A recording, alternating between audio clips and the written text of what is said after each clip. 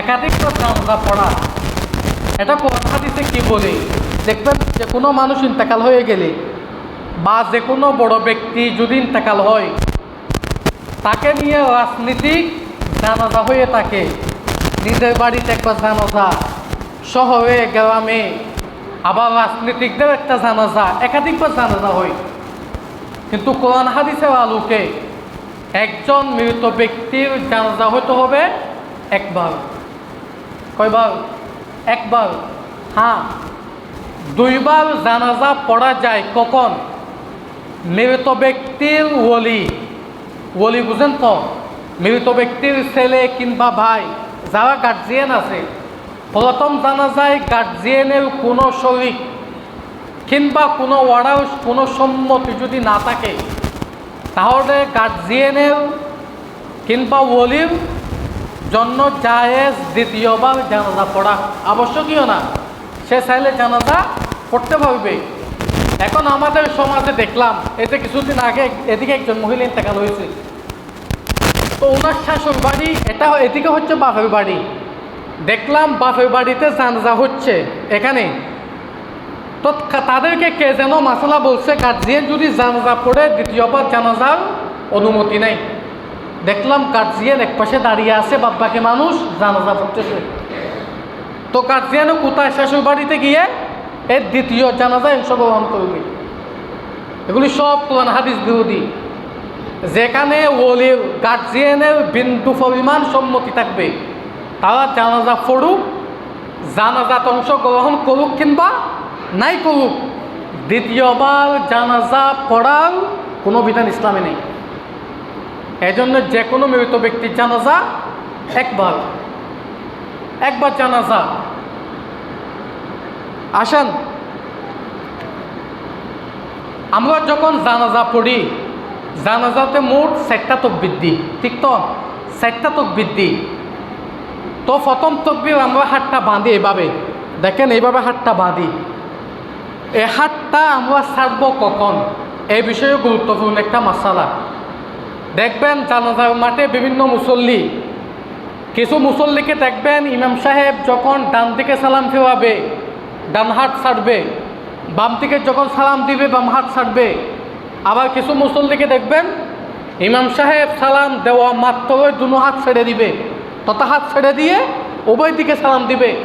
আবার কিছু মুসল্লিকে দেখবেন ইমাম সাহেব উভয় দিকে সালাম ফেরায় দুনো হাত ছাড়বে। কিন্তু সঠিক নিয়ম কোনটা? কিতাবের মধ্যে লেখছে যে 3 পদ্ধতি, যেটা বললাম, ইমাম সাহেব ডান দিকে সালাম ফিরে ডান হাত ছেড়ে দেওয়া, বাম দিকে সালাম দিয়ে বাম হাত ছেড়ে দেওয়া এক পদ্ধতি, ইমাম সাহেব উভয় দিকে সালাম দেওয়া মাত্রই দুনো হাত ছেড়ে দেওয়া দ্বিতীয় পদ্ধতি। 3 নম্বর পদ্ধতি, ইমাম সাহেব উভয় দিকে সালাম দিয়ে দুনো হাত ছেড়ে দেওয়া। কিতাবে লেখছে তিনু পদ্ধতি জায়েজ। বুঝা আসছে তো? 3 পদ্ধতি জায়েজ। তবে আলেম উলামাগণ বলেছেন উভয় দিকে সালাম দিয়ে দুনো হাত ছাড়া এটাই হচ্ছে উত্তম আমল। বুঝা আসছে তো? দুনো দিকে সালাম দিয়ে তারপর হাত ছাড়বেন, তার আগে হাত ছেড়ে দেওয়া এটা জায়েজ, তবে অনুত্তম। উত্তম হচ্ছে উভয় দিকে সালাম দিয়ে হাত ছেড়ে দেওয়া। আসেন কবর খননের মাসালা। আমাদের সমাজে যে সমস্ত ব্যক্তি কবর খনন করে, অনেক সওয়াবের কাজ।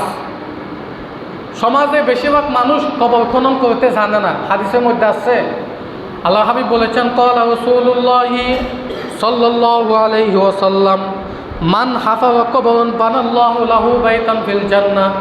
নবী আলাইহিস সালাতু ওয়াসাল্লাম বলেছেন, যে সমস্ত ব্যক্তি কবর খনন করে, মুফত, মানুষদের থেকে টাকা নেই না, কবর খনন করে, আল্লাহ হাবিব বলেছেন আল্লাহ তাআলা তাদের জন্য জান্নাতে ঘর নির্মাণ করবেন। বলি সুবহানাল্লাহ। এজন্য কবর খনন করা অনেক সওয়াবের কাজ, অত্যন্ত সওয়াবের কাজ। এগুলি সামাজিক দায়িত্ব। তবে যে কোনো একজন দায়িত্ব আদায় করে দিলে দায়িত্ব আদায় হয়ে যায়। বাদ বাকি কোনো ব্যক্তি যদি না থাকে কবর খননের জন্য, এতে সবাই গুনাহগার হয়ে যায় সামাজিক কাজগুলি। তো কবর, আমাদের দেশে যে কবরগুলি খনন করা হয়, মোট কবর 2 কিসিম। কবর দুই কিসিম, একটা লাহাত, একটা শাক। লাহাত মানি নবী আলাইহিস সালাতু ওয়াস সালাম বলেছেন, ক্বালা রাসূলুল্লাহ সাল্লাল্লাহু আলাইহি ওয়াসাল্লাম আল্লাহু লানা ওয়া শাক্কু লিগাইনা। উম্মত, লাহাত কবর হচ্ছে আমাদের জন্য, ওয়া শাক্কু লিগাইনা, লাহাত শাক যেটা, এটা ইহুদি খ্রিস্টান এদের জন্য। আসেন, কবর দুই কিসিম, লাহাত শাক। লাহাত যে কবরটা মূলত এটাই উত্তম। লাহাত, লাহাত কাকে বলা হয়? এই যে কবর যখন খনন করবেন, উভয় দিকে এক সমান একটা গর্ত করে মাটি যদি শক্ত হয়, পাথরের মতো শক্ত, যেমন আরবের মাটি, এখানে লাহাতটা খনন করা হয়। তো খনন করে পশ্চিম দিক থেকে কিছু মাটি নিয়ে নেওয়া, পশ্চিম দিক থেকে কিছু মাটি নিয়ে নিবে, লাস্টে সেদিকে ঢুকাই দিবে, লাস্টে সেদিকে দিয়ে একটা ইট কিংবা কয়েকটা ইট দিয়ে তারপর মাটি চাপিয়ে দেওয়া, এটা হচ্ছে লাহাত। আমাদের দেশে যে কবরটা খনন করা হয়, কিছু খনন করবে, খনন করে একটা ড্রেনের মতো করে দেওয়া, যেখানে লাশকে রাখা হয়, ঠিক না? এটাও ঠিক আছে, তবে এইটা করা হয় কোথায়? যে জায়গায় মাটি নরম। ওই নবী আলাইহিস সালাতু ওয়াস সালাম যেটা কথা বলেছেন উত্তম, ওইটা বাংলাদেশের মাটিটা আদৌ সম্ভব না। বাংলাদেশের মাটি নরম হয়ে থাকে। এজন্য কবর আমাদের দেশে যে কবরটা খনন করা হয় এটা শাক, যেটা অনুত্তম, তবে জায়েজ। তবে কি জায়েজ?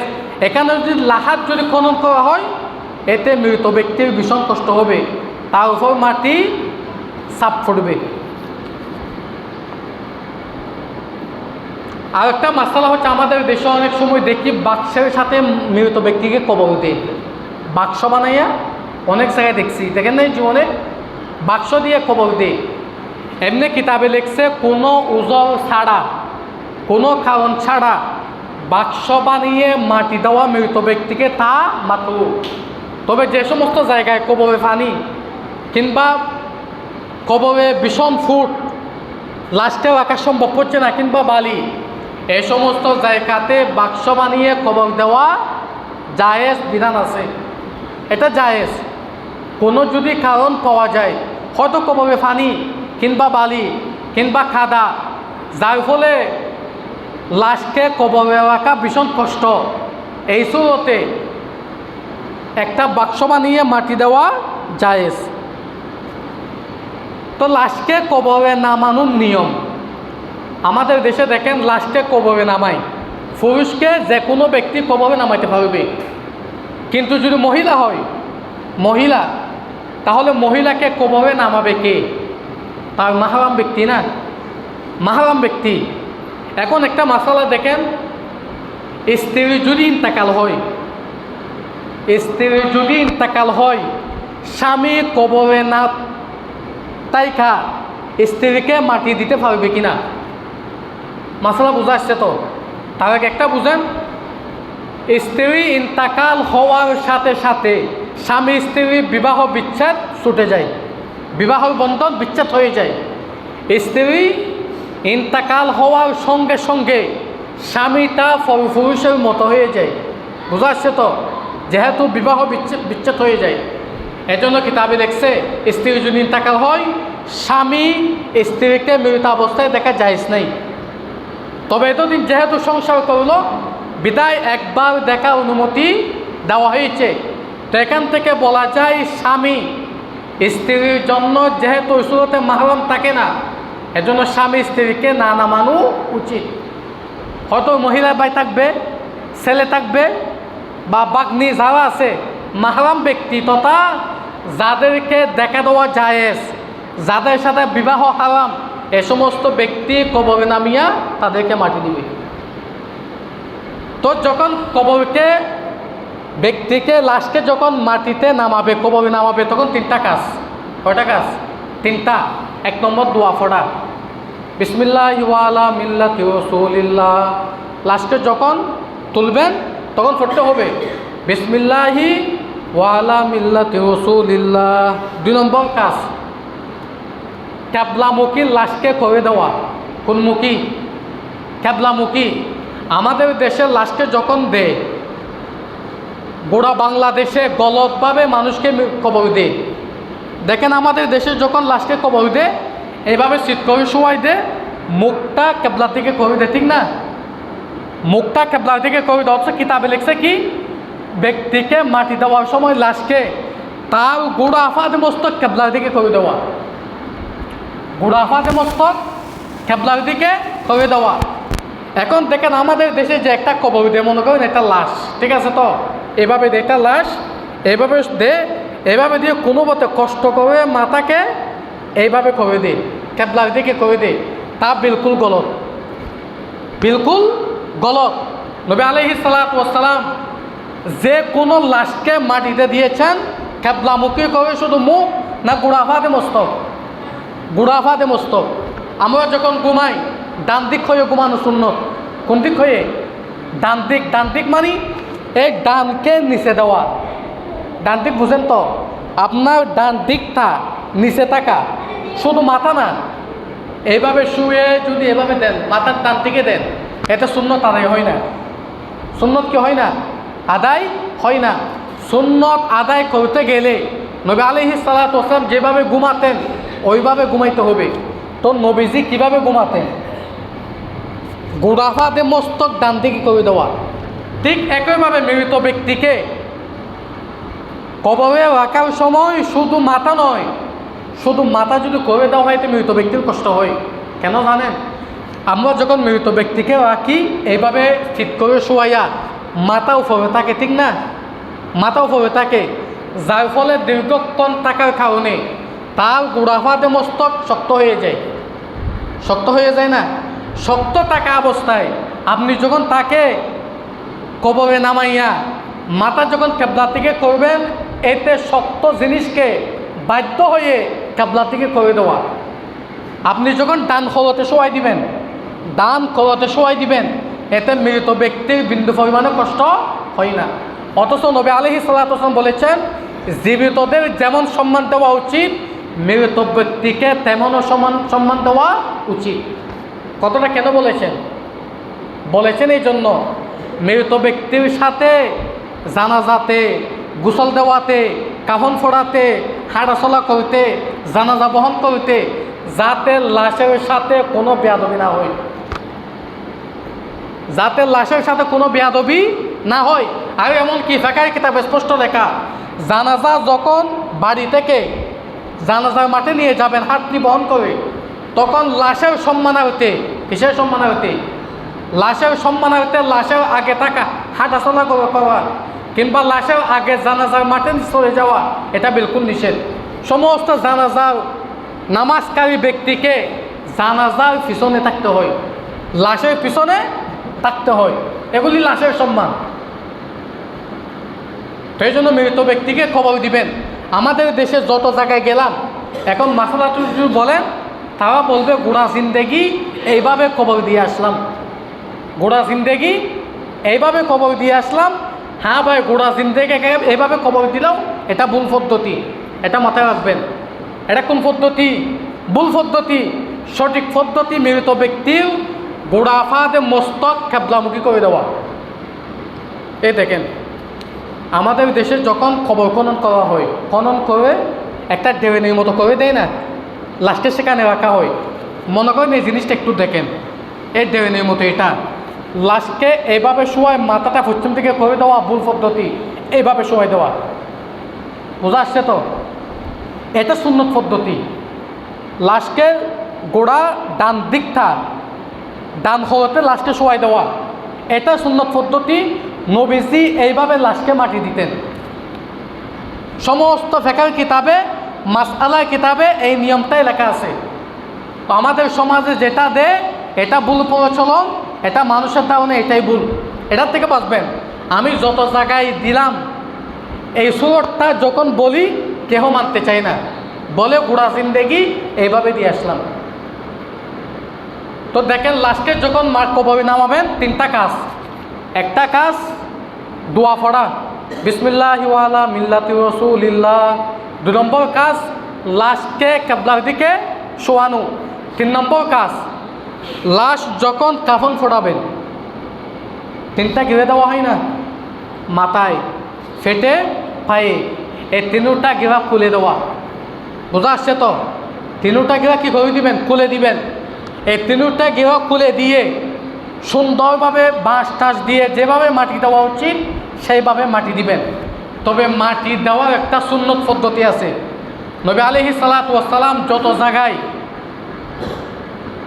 জানাজা পড়তে গেলেন, সব জায়গায় জানাজা শেষে মৃত ব্যক্তিকে 3 মুষ্টি মাটি দিতেন। কয় মুষ্টি?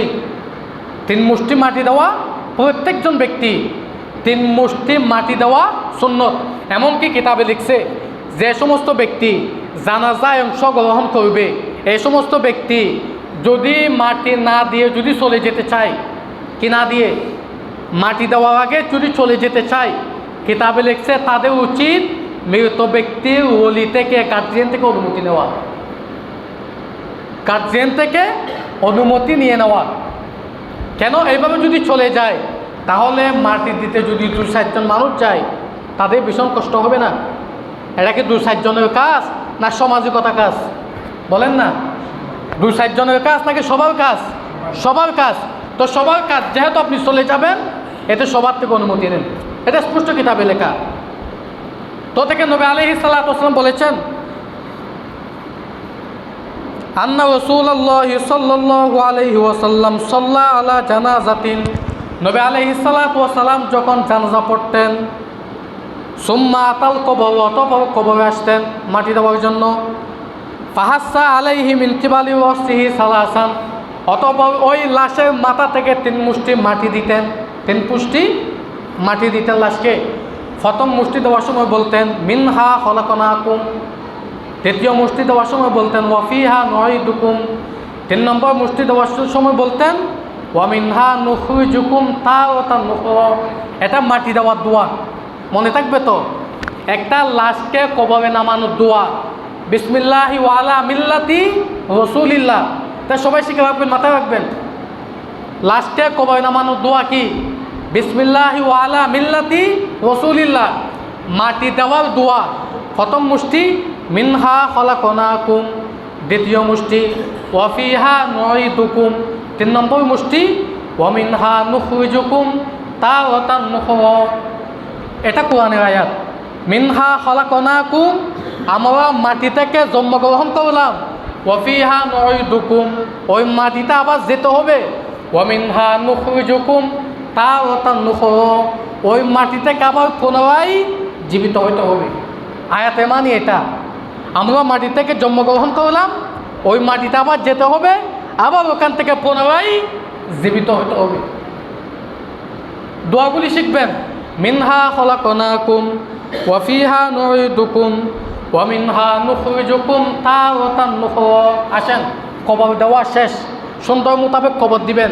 কবর দিয়ে উপরে একটা উটের সোড়ার মতো করে দিবেন, যা আমাদের দেশে করে তো মাটি, মানে কবরকে কবরের মতো করে দেওয়া, যাতে মানুষ বুঝে এটা কবর।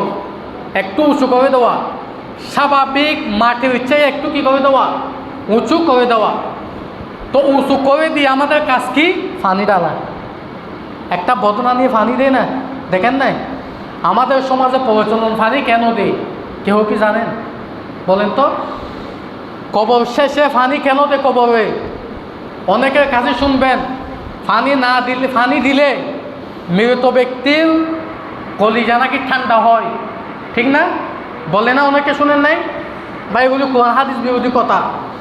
মূলত তৎকালীন থেকে কবরে পানি দেওয়া হয়েছে এই জন্য, এই যে আপনি কবরকে একটু উঁচু করলেন, এই কবর উঁচু থাকবে কখন? যখন একটু পানি দিবেন, মাটি শক্ত হবে, ঠিক না? শক্ত হবে না? যদি পানি না দেন, কবরের মধ্যে কেউ ফা দিলে বসে যাবে, বা কিছু গেলে কবরের মাটি এলোমেলো হয়ে যাবে। এই জন্য কবর ঠিক থাকার জন্য পানি দেওয়া হয়। এটা সওয়াবের কাজ না, এটা কবর সংরক্ষণের একটা কাজ, সেজন্য পানি দেওয়া হয়। বোঝা আসছে তো? এই পানি দেওয়ার মধ্যে কোনো সওয়াবের কোনো লেহাজ নাই। আর একটা কাজ কী করা হয় জানেন? খেজুর গাছের ডালি দেওয়া হয়, দেখেন নাই? এটা কেন দেওয়া হয়?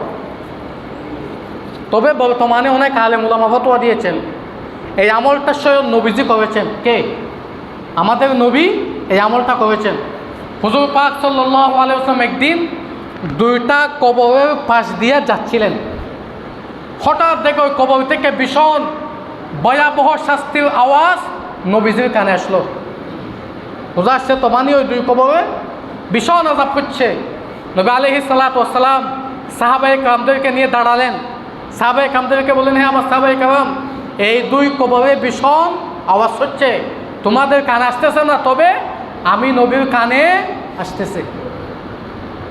তো নবী আলাইহিস সালাতু ওয়াস সালাম তাদেরকে বললেন, হে আমার সাহাবায়ে কেরাম, এই দুই কবরে আযাব কেন হচ্ছে তোমরা কি জানো?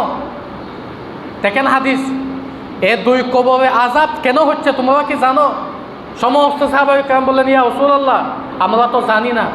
তখন নবীজি বললেন, হয় প্রথম কবরে আযাব হচ্ছে এই জন্য, প্রথম কবরের লাশ যিনি তিনি ছোট গুনাহকে গুনাহ মনে করতেন না, ছোট গুনাহকে গুনাহ মনে করতেন না, তথা তিনি যখন পেশাব করতেন, পেশাবের ছিটকা ওনার গায়ে ফুটলে তা থেকে তিনি বাঁচতেন না। এই জন্য এই অপবিত্রতা থাকতো, পেশাবের ছিটকা থেকে বাঁচত না। এই জন্য তিনার কবরে এইভাবে ভয়াবহ শাস্তি হচ্ছে। হাদিস দিয়া কি বুঝলেন? তিনি পেশাব করে পানি খরচ করতেন, তিনি পেশাব করে পানি খরচ করতেন, পেশাবের ছিটকা থেকে তিনি বাঁচত না। এই জন্য তিনার কবরে এইভাবে শাস্তি হচ্ছে। তখন নবী আলাইহিস সালাতু ওয়াস সালাম বলেছেন, ইস্তানজিহু আনিল বাউল, হে আমার সাহাবায়ে কেরাম পেশাব থেকে বাঁচো। কেন? ফাইন্না আম্মাতাল কবর আযাবি মিনহু, হয় কবরে ভীষণ বড় শাস্তি হয় পেশাব থেকে না বাঁচার কারণে, ভীষণ বড় শাস্তি হয় পেশাব থেকে না বাঁচার কারণে। বা এখান থেকে হাদিস থেকে একটু বুঝেন, যার কবরে পেশাব থেকে না বাঁচার জন্য শাস্তি হচ্ছে, তিনি কি পেশাব করে পানি খরচ করতেন না এমন, না ছিটকা থেকে বাঁচতেন না এমন? বলেন তো, ছিটকা থেকে বাঁচতেন না এমন? তো আমাদের সমাজে যে সমস্ত ব্যক্তি পেশাব করে রাস্তার আশেপাশে পানির আত্মা নাই, তাদের অবস্থা কেমন ভয়াবহ শাস্তি হবে হিসাব করে দেখেন স্যার। হাদিসটা বুঝছেন তো? ওই ব্যক্তির কবরের শাস্তি হচ্ছে শুধু শিক্ষা থেকে না বাঁচার কারণে। তাহলে এখন যারা ডাইরেক্ট পেশাব থেকে বাঁচে না, পানি খরচ করে না, আর এমনকি পুরুষের একটা রোগ আছে, সেটা কি জানেন? প্রত্যেকটা পুরুষের একটা রোগ, পেশাব করার ফল 2-3 ফোঁটা পেশাবের ফলে আসে, ঠিক তো? এজন্য পুরুষের উচিত পেশাব করার পর 40 কদম হাঁটা চলা করা ঢিলা নিয়ে, যাতে যে 2-3 ফোঁটা এখনও অবশিষ্ট আছে সেগুলো বাহির হয়ে যায়। এটা প্রত্যেক পুরুষের হয়ে থাকে পেশাব কম। তো যে সমস্ত ব্যক্তি এখন দেখেন, যে সমস্ত ব্যক্তি পেশাব করে পানি খরচ করে না, এইভাবে ঢুকায় নে, তো তাদের 2-3 কদম চলার পর আরও 4-5 ফোঁটা এখানে ফোড়ে না, বলেন না? তো মানুষ দিনে গোসল করে তো একবার দিনে মনে করেন 5 বার পেশাব করলো, 5 ফোঁটা যদি একবার যদি ফোড়ে, বোঝা আসছে তো? 5 কত হয়? 25 ফোঁটা নাফাকি ময়লা নিয়ে সে 24 ঘন্টা হাঁটতেছে। এমন মুসলমান কি সমাজে নাই? আছে না নাই? অবশ্যই আছে।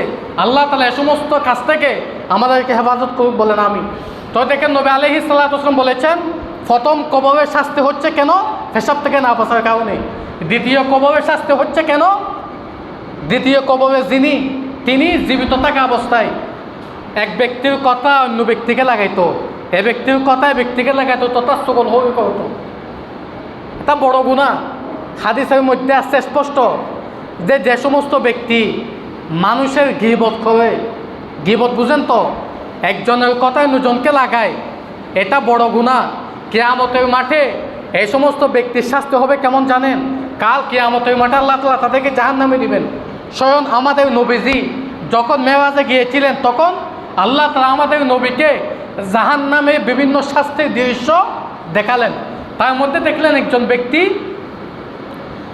তাদের এই নখকে আল্লাহ তাআলা থামা দিয়া বানাই দিলেন। কি দিয়া? থামা। তো থামা দিয়া যখন তাদের নখগুলি বানাই দিলেন, যার ফলে তাদের নখ স্বাভাবিক নখ থেকে শক্ত হয়ে গেছে।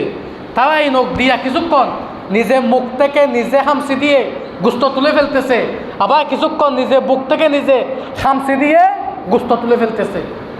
তখন নবী আলাইহিস সালাতু জিজ্ঞেস করলেন, এই জিবরাইল, এই সমস্ত ব্যক্তিকে যারা নিজের মুখ থেকে নিজে এইভাবে গোস্ত তুলে ফেলতেছে, মাংস তুলে ফেলতেছে, তখন জিবরাইল বললেন, ইয়া রাসূলুল্লাহ, এগুলি আপনার উম্মতের ওই সমস্ত ব্যক্তি যে সমস্ত ব্যক্তি মানুষের কথা অন্যজনকে লাগায় তথা গীবত করে, এই সমস্ত ব্যক্তির শাস্তি এইভাবে হবে।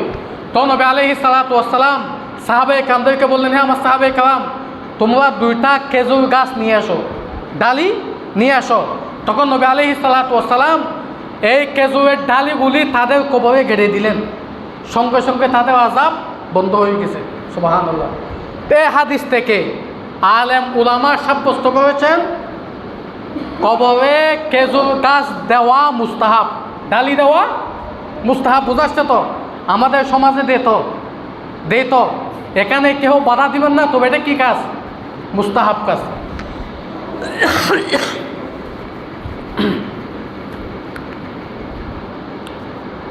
তার একটা কাজ কি? কাফন দাফন শেষ, খেজুর গাছও দেওয়া শেষ, তখন আমরা কি করি? দোয়া করি না মৃত ব্যক্তির জন্য? বলেন না, না দোয়া করা ছাড়া চলে আসি। মৃত ব্যক্তি কাফন দাফন শেষ, ফানি দেওয়া শেষ, খেজুরের ডালি গাড়াও শেষ, এখন কাজ কি? মুনাজাত করি না, দোয়া করি না? হাদিসের মধ্যে আছে নবী আলাইহিস সালাতু ওয়াসসালাম যখন যে কোনো কবরে যাইতেন তখন সমস্ত সাহাবায়ে কেরামদেরকে বললেন, ইস্তাগফিরু লিআখিকুম, তোমাদের মৃত ব্যক্তির ভাইয়ের জন্য দোয়া করো। এখন কেন? ওয়াসআলু লাহু বিতাসবিত ফাইন্নাহুল আন ইউসআলু, হয় তিনার জন্য দোয়া করো, কেন? তাকে এখন সওয়াল করা হবে, তাকে এখন সওয়াল করা হবে। 3টা প্রশ্ন, মা রব্বুকা ওয়া মা দীনুকা ওয়া মা হাযা রাজুল আল্লাযী বুইসা ফীকুম, 3টা প্রশ্ন করা হবে।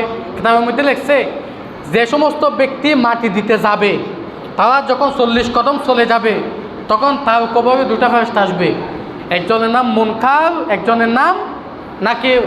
তারা দেখতে অনেক বিশ্রী লাগবে, কালো, বিশাল লম্বা ইতিহাস।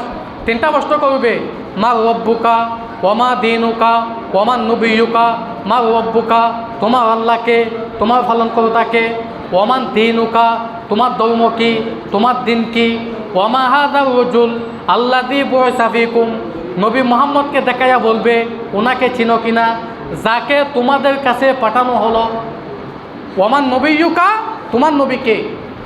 এই 3 প্রশ্নের উত্তর সঠিক দেওয়ার জন্য নবী আলাইহিস সালাতু ওয়াসসালাম সমস্ত সাহাবীদেরকে বলতেন, এখন তোমাদের ভাইয়ের সওয়াল হবে, তোমরা তার জন্য দোয়া করো।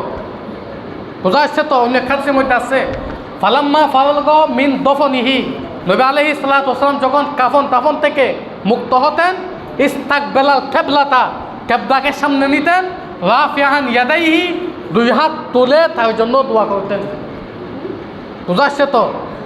এখন থেকে আমরা যখন কবরে হাত তুলে মুনাজাত করি, এই হাদিস থেকে স্পষ্ট নবী আলাইহিস সালাতু ওয়াসসালাম ইস্তাকবালাল কিবলাতা, কিবলাকে সামনে নিতেন। কিবলাকে সামনে নিতেন না কবরকে সামনে নিতেন? কিবলাকে সামনে নিতেন। এই জন্য আমরা যখন কবর জিয়ারত করব, বোঝা আসছে তো, তখন হাত তুলে মুনাজাত করি না? হাত তুলে মুনাজাত করি না সবাই? এই হাত তুলে মুনাজাত কবরকে সামনে রেখে করবেন নাকি কিবলাকে সামনে রেখে করবেন? কিবলাকে সামনে রেখে মুনাজাত করবেন। কেন? নবী আলাইহিস সালাতু ওয়াসসালাম যত মৃত ব্যক্তিকে দাফন করতেন, দাফন শেষে ওনার জন্য নবী আলাইহিস সালাতু ওয়াসসালাম হাত তুলে যত জায়গায় দোয়া করলেন ততবার কিবলাকে সামনে রেখে দোয়া করতেন। মানুষকে কথা বুঝালেন যে সব কিছু দেওয়ার মালিক আল্লাহ, সব কিছু দেনওয়ালা আল্লাহ, সব কিছু চাহনেওয়ালা আল্লাহ। এই মৃত ব্যক্তি যাকে এখন খবর দিলা তার 3 প্রশ্নের সওয়াল জবাব যাতে সঠিকভাবে দেয় তার জন্য দোয়া করো। এগুলি নবীজির হাদিস। আমাদের একটা মাসালা কি জানেন?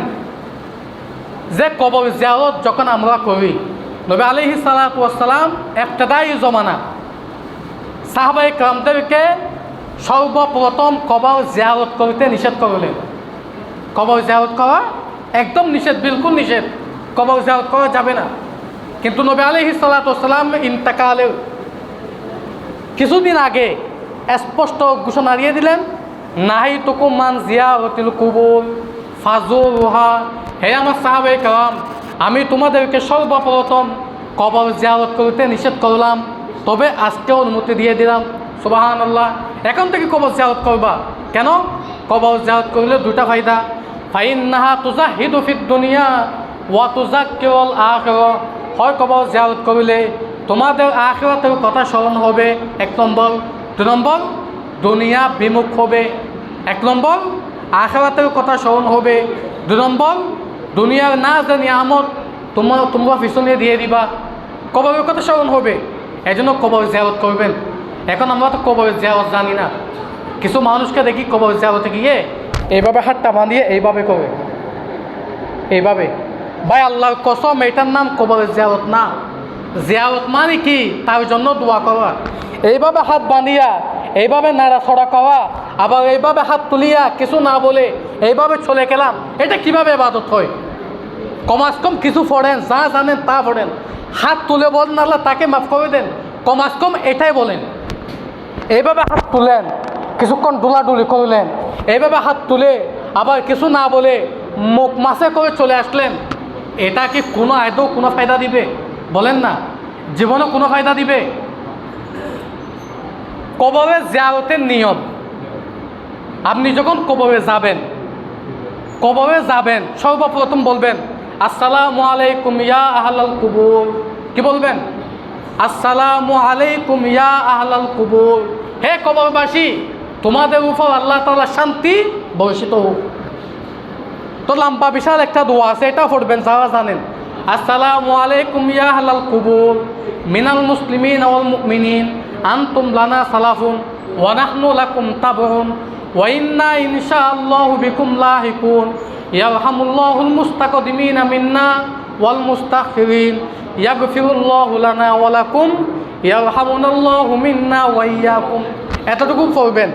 যারা জানেন না কমাস কম এতটুকু বলবেন আসসালামু আলাইকুম ইয়া আহলাল কুবুর। বুঝা আসছে তো? এক হাদিস এটা। অন্য এক হাদিস আছে আসসালামু আলাইকুম ইয়া দার কওমিন মুমিনিন। এগুলি কবর জিয়ারতের দোয়া। ওদেরখানে যাবেন, এদেরকে সালাম দিবেন, মৃত ব্যক্তিকে সালাম দিবেন। বুঝা আসছে তো? যারা জানেন দোয়া পড়বেন। যারা জানেন কোরআনের যেখান থেকে মুখস্থ আছে, বুঝা আসছে তো, এখান থেকে পাঠ করবেন। যাদের সূরা ফাতিহা মুখস্থ পাঠ করবেন, যাদের আয়াতুল কুরসি মুখস্থ পাঠ করবেন, যাদের সূরা ইখলাস মুখস্থ 3 বার পাঠ করবেন। যার যেখানে সুবিধা হয়, যাদের আমানা রাসূল মুখস্থ আছে পাঠ করবেন। এগুলি পাঠ করে দরুদ শরীফ পড়ে, দোয়া ইস্তেগফার পড়ে, এগুলি সব মৃত ব্যক্তির কাছেই সব করে দিবেন। বুঝা আসছে তো? এইভাবে হাত নাড়িয়া কিছু না বলা, এটার নাম আদৌ জিয়ারত না। কবরে গিয়ে কিছু বলতে হবে আল্লাহকে। বুঝা আসছে তো? কবরে গিয়ে আল্লাহকে কিছু বলতে হবে। কি বললেন? কমাস কম কিছু না জানলেও সালামটা দিয়ে 3 বার কুল আল্লাহ পড়বেন। কয়বার? 3 বার। হাদিসের মধ্যে আছে যে ব্যক্তি 3 বার কুল আল্লাহ পড়বে, সূরা ইখলাস শরীফ পাঠ করবে, আল্লাহ তাআলা তার আমল নামায় 1 খতম কোরআনের সওয়াব দান করবেন। বলি সুবহানাল্লাহ। এখন আপনি যখন কবরে গিয়ে 3 বার কুল আল্লাহ শরীফ পাঠ করবেন, আপনার দাদা দাদি, মা বাপ, ভাই বোন বা নানা নানি, যত এলাকাবাসী আত্মীয় স্বজন কবর বাসিন্দা হয়ে গেছে, সকলের কবরে 1 খতম কোরআনের সওয়াব যাবে। বোঝা আসছে তো? আর একটা মশালা জানেন, এই যে 3 বার কুল আল্লাহ যখন পড়বেন, 1 খতম কোরআনের সওয়াব না? 1 খতম কোরআনের সওয়াব। এখন মৃত ব্যক্তি তো আপনার অনেক, আপনার দাদা দাদি, নানা নানি, ভাই বোন, মা বাপ, অনেক না? এলাকাবাসী বা হযরত আদম থেকে নিয়ে পর্যন্ত যত মুসলমান। এখন আপনি যখন 3 বার কুল আল্লাহ পড়বেন, কীভাবে নিয়ত করবেন? শুধু মা বাবাও নাকি সমস্ত মুসলমানেও? বলেন তো দেখি, শুধু মা বাবাও সহ নাকি সমস্ত মুসলমানেও? সমস্ত মুসলমানের আপনি নিয়ত করে দিলেন, বুঝলাম। এখন 1 খতম কোরআনের সওয়াব তাদের কবরে বাকবন্টন হয়ে যাবে নাকি প্রত্যেকজনের কবরে 1 খতম যাবে? আপনি তো কুল আল্লাহ পড়লেন মোটে 3 বার। বুঝা আসছে তো? আপনি যখন সমস্ত মুসলমানের জন্য নিয়ত করে ফেললেন, তাহলে আপনার মা বাবার কবরে সওয়াব কমে যাবে। সওয়াব কমে যাবে এমনটা না। কিতাবের মধ্যে লিখছে এই মাসআলা নিয়ে অনেক ইখতিলাফ, ভীষণ ইখতিলাফ।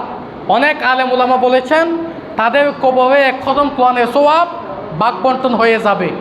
আবার কিছু আলেম উলামা বলেছেন না, আল্লাহ তাআলার শান মান আল্লাহর দেওয়াতে মানুষের দেওয়ার সাথে তুলনা করলে হয় না। মানুষ মানুষকে দেয়, ভাগ বন্টন করে, আল্লাহ মানুষকে ভাগ বন্টন করে দেয় না। আল্লাহ তাআলা চাইলে আপনি যখন সমস্ত মুসলমানের নিয়ত করবেন, আল্লাহ তাআলা চাইলে সমস্ত মুসলমানকে প্রত্যেকজনের কবরে এক খতম কোরআনের সওয়াব দিতে পারবেন। সুবহানাল্লাহ। এজন্য নিয়ত করবে সমগ্র মুসলমানের। বোঝা আসছে তো? 3 বার কুল হু আল্লাহ পড়লেন, এভাবে নিয়ত করবেন না আল্লাহ হযরত আদম থেকে নিয়ে পর্যন্ত গোটা বিশ্বে যত মুসলমান মুমিন মুমিনাত হবার বাসিন্দা হয়েছে, আয় আল্লাহ সকলের কবরে এই সওয়াবগুলি সালে সওয়াব করে দেন। এভাবে নিয়ত করবেন। কবরে গিয়ে কারোর সাথে কথা বলা, কবরে গিয়ে হাত পানি কিছু না বলা, এগুলি বিলকুল করবেন না। আর এগুলি করবে না কেন? সমাজে মানুষ এগুলি জানেই না। আকসার মানুষ এগুলি জানেই না। যে জানে কবরে গিয়ে কিছুক্ষণ দাঁড়িয়ে থাকবে, সাক্ষাৎ করবে, বাইভাবে হাত মুছে চলে আসবে, কিছু বলবে না, বা এটার নাম জিয়ারত না। এভাবে আদবের সাথে হাত বাঁধলেও ভালো, না মানলেও ভালো। বোঝা আসছে তো? হাত বাঁধলেও ভালো, না মানলেও অসুবিধা নাই। আদবের সাথে গিয়ে সালাম দিবেন, কিছু পড়বেন, দোয়া দরুদ পড়বেন, পড়ে সমস্ত মুসলমানের জন্য ইসালে সব করে দিবেন। এটা হচ্ছে জিয়ারত। কিতাবের মধ্যে লিখছে আমি যখন আমার মা বাবার জন্য ইসালে সওয়াব করব, এটা তেনার কোনো ফায়দা হবে কিনা, কিংবা আমার কোনো ফায়দা হবে কিনা। বোঝা আসছে তো? এক হাদিসের মধ্যে আছে আল্লাহ তাআলা যখন মানুষকে জান্নাত দিবে, যখন মানুষকে জান্নাত দিবে, কিছু মানুষকে আল্লাহ তাআলা জান্নাতে উচ্চ মাকাম দান করবে। তখন ব্যক্তিটা আল্লাহকে বলবে, আল্লাহ আমাকে জান্নাতে উচ্চ মাকাম আপনি দিতেছেন, দেখেন জান্নাতের সবচেয়ে উচ্চ মাকামের নাম হচ্ছে জান্নাতুল ফেরদাউস। বোঝা আসছে তো? জান্নাতে বিভিন্ন তবকা আছে, সবচেয়ে উচ্চ তবকার নাম হচ্ছে জান্নাতুল ফেরদাউস, যার উপরে থাকবে আল্লাহ তাআলার আরশ। বোঝা আসছে তো? এই কিছু মানুষকে যখন আল্লাহ তাআলা জান্নাতে উচ্চ মাকাম দান করবে, তখন ওই ব্যক্তি আল্লাহকে প্রশ্ন করবে, আল্লাহ এ জান্নাতে উচ্চ মাকামে যাওয়ার জন্য আমি তো দুনিয়াতে এমন আমল করি নাই, আল্লাহ কেন দিচ্ছেন আমাকে? তখন আল্লাহ তাআলা খুশি হয়ে তাকে বলবে, বিইস্তিগফারি ওয়ালাদিকা, এগুলি তোমার সন্তানের ইসালে সওয়াবের কারণে। সুবহানাল্লাহ। কিসের কারণে? তোমার সন্তানের, নাতি নাতনি এলাকাবাসীর ইসালে সওয়াব। তুমি কবরে চলে আসছো, তুমি আসার পর তোমার সন্তানগণ তোমার কবরে গিয়ে কোরআন পড়লো, কুল হু আল্লাহ পড়লো, বা অনেকে রোজা রাখলো তোমার ইসালে সওয়াবের জন্য, নফল নামাজ পড়লো, বা অনেকে নফল হজ আদায় করলো, এগুলির সওয়াবের কারণে আমি আল্লাহ তোমাকে জান্নাতে উচ্চ মাকাম দান করলাম। এই জন্য মা বাবার জন্য, বা যাদের মা বাপ চলে গেছে, ইসালে সওয়াব করবেন, অনেক ফায়দা। এক কিতাবে লিখছে আপনি যখন ইসালে সওয়াব সমস্ত মুসলমানের জন্য করবেন, আপনার ফায়দা কি? আমি যখন করব আমার ফায়দা কি? কিতাবে লিখছে প্রত্যেকটা কবর থেকে একটা একটা নেকি যিনি জিয়ারত করবে তার আমলনামায় আল্লাহ তাআলা লিখে দিবেন। সুবহানাল্লাহ। এখন দেখেন পৃথিবীতে কত কবর, হিসাব নিকাশ আছে? বলেন না, পৃথিবীতে কত মানুষ এ পর্যন্ত ইন্তেকাল হয়েছে, হিসাব নিকাশ আছে? আপনি যখন সমস্ত মুসলমানের জন্য নিয়ত করবেন, প্রত্যেকটা মৃত ব্যক্তি থেকে একটা একটা নেকি আপনার আমলনামায় আল্লাহ তাআলা লিখে দিবেন। আল্লাহ তাআলা সবাইকে আমল করার তৌফিক দান করুক। যারা সুন্নত পড়েনি সুন্নত পড়েনি।